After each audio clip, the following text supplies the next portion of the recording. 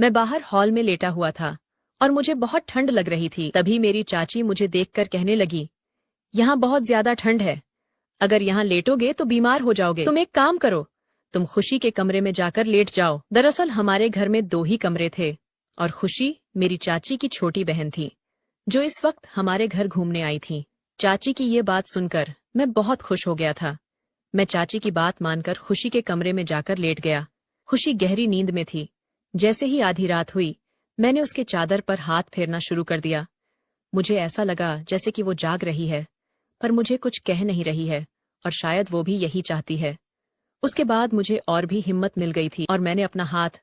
Hello दोस्तों, आज की इस रोमांचक कहानी में आप सभी का स्वागत है। मेरा नाम समीर है। मैं ज्वाइंट फैमिली में रहता हूँ। मेरे पापा, मम्मी और चाचा चाची सब एक साथ रहते हैं। कुछ ही दिनों पहले मेरी चाची की छोटी बहन उनके पास रहने के लिए आई थी। वो मेरी चाची की सबसे छोटी बहन थी, इसलिए उसकी उम्र ज्यादा नहीं थी। वो करीब 22 साल की होगी। वो बहुत ज्यादा सुंदर थी, लेकिन मुझे उसे सुंदर कहने में शर्म आती थी और मुझे यह डर भी लगा रहता था कि कहीं वो ये सब चाची को ना बता दे। मेरे चाचा और पापा दुकान और खेती बाड़ी का काम देखते थे और मेरी मम्मी और चाचा घर पर ही रहती थीं। मेरी चाची का एक बेटा भी था जिसका नाम शिखर है और उसकी उम्र 6 साल थी। एक रोज की बात है, हम सब बैठकर खाना खा रहे थे।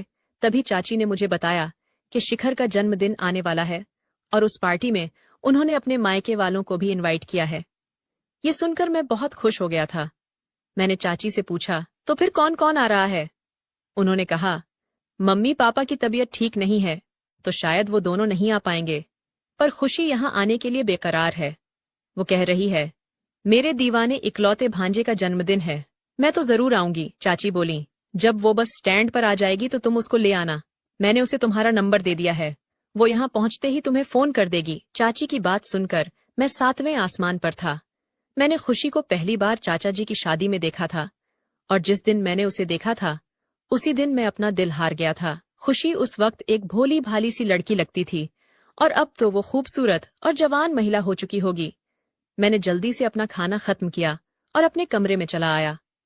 मैंने अलमारी से नए कपड़े निकाले और उन्हें प्रेस करने लगा, क्योंकि आज मैं खुशी को अपनी तरफ आकर्षित करना चाहता था। मैं खुशी को लंबे समय से पसंद करता हूँ, पर आज मुझे ये जानना था कि वो भी मुझे पसंद करती है या नहीं। अब मैं खुशी के फोन का इंतजार कर रहा था। मैं बस यही सोच रहा था कि वो जल्दी से मुझे फोन करे और मैं दौड़ता हुआ उसके पास पहुंच जाऊं और उसे अपने गले से लगा लूं। पर एक हकीकत ये भी थी कि ये सब मैं सपने में ही सोच सकता था, क्योंकि असल में तो मैं कुछ भी नहीं कर सकता था। यही सब सोचते सोचते मैंने अपने कपड़ों पर प्रेस कर ली और नहाने के लिए बाथरूम में घुस गया। वैसे मैं कभी भी अपना फोन बाथरूम लेकर नहीं जाता था, पर आज खुशी की वजह से मैं अपना फोन बाथरूम में लेकर गया था ताकि समय से उसका फोन उठा सकूं। मैंने जल्दी से नहाया और अपने कपड़े पहनकर बाहर आ गया। आज मैंने अपना महंगा वाला परफ्यूम लगाया था, जिसे मैंने अब तक बाहर नहीं निकाला था। कुछ देर बाद मुझे एक अनजान नंबर से फोन आया।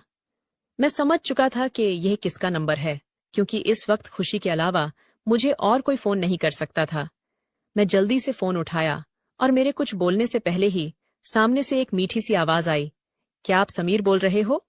मैंने कहा, हाँ मैं समीर बोल रहा हूँ, आप बताओ।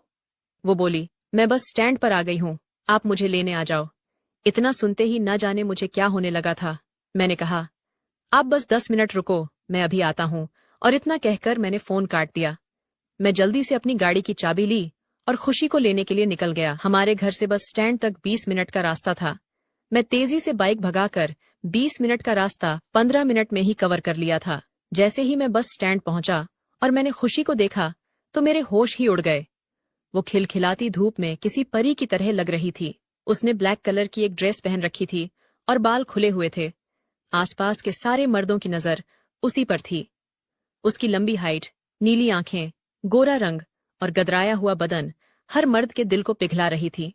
मैंने ऐसी खूबसूरत बला आज तक नहीं देखी थी। मैं जल्दी से उसके पास पहुंच गया और बस उसे ही देखता रहा।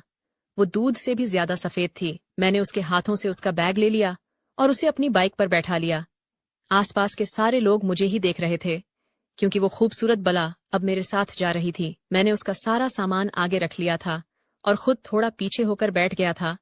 मैं बाइक चलाते वक्त जानबूझकर बार बार ब्रेक लगा रहा था। मैं जब भी ब्रेक लगाता था तो उसके गर्म उभार मेरी पीठ पर लगते थे। मैं उसे छू तो नहीं सकता था, पर यह सब करके मैं उन्हें महसूस कर पा रहा था। मैं बाइक के शीशे से उसके चांद जैसे चेहरे को देख रहा था, और शायद उसने भी इस बात को महसूस कर लिया था। मैं बाइक इतनी धीरे चला रहा था कि साइकिल वाले लोग भी मुझसे आगे निकल रहे थे, पर मुझे इन सब बातों से कोई मतलब नहीं था, क्योंकि मैं अपनी खुशी को लेकर जा रहा था। मैं उसके साथ ज्यादा से ज्यादा समय बिताना चाहता था, इसलिए मुझे धीरे जाने में भी खुशी मिल रही थी। आखिर थोड़ी देर बाद वो मुझसे बोली, समीर, इससे अच्छा तो मैं पैदल ही घर चली जाती। मैंने मजाक में उससे कहा, मैंने कुछ ही दिनों पहले ड्राइविंग सीखी है, इसलिए अभी थोड़ा डर लग रहा है। मेरी बात सुनकर वो हंसने लगी। वो हंसते हुए और भी ज्यादा खूबसूरत लग रही थी, और इसी तरह बातें करते करते हम दोनों घर पहुंच गए। चाची अपनी बहन को देखकर बहुत ज्यादा खुश हो गई थीं। उन्होंने खुशी को देखकर उसे अपने गले लगा लिया। शिखर भी अपनी मौसी को देखकर बहुत ज्यादा खुश हो रहा था। अगले दिन शिखर का जन्मदिन था।